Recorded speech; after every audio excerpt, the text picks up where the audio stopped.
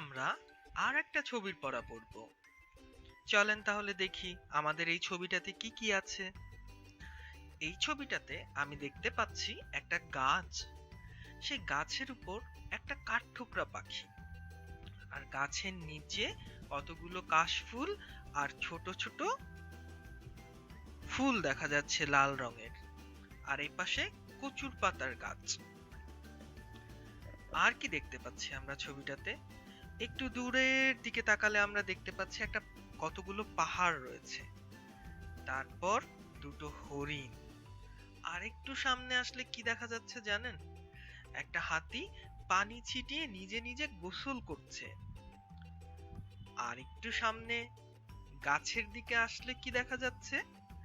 দুটো হাঁস পানিতে ভেসে বেড়াচ্ছে। আর একটু সামনে যদি আমরা আসি, তাহলে আমরা কি দেখতে পাচ্ছি? আমরা দেখতে পাচ্ছি কতগুলো শাপলা ফুল নদীতে ফুটে রয়েছে। নদীটা কিন্তু দেখেছেন দুদিকে বাঁক নিয়েছে। নদীর ভিতরে তাহলে কি কি আছে? শাপলা ফুল, হাঁস আর হাতি। নদীর পাড়ে কি কি আছে? গাছ, হরিণ। আর একটা জিনিস কিন্তু আমরা মনে হয় ভুল করে যাচ্ছি। একটু উপরের দিকে যেতে হবে। ওখানে কিন্তু দেখা যাচ্ছে আকাশে পাখি উড়ে যাচ্ছে। আর পাখিটা যেদিকে উড়ে যাচ্ছে সেদিকে কিন্তু সূর্যি মামা দেখতে পাচ্ছেন সবাই? সেখানে একটা সূর্যি মামা রয়েছে। আমরা তাহলে দেখি তো যে আমরা কি কি দেখতে পেলাম এখানে। গাছ,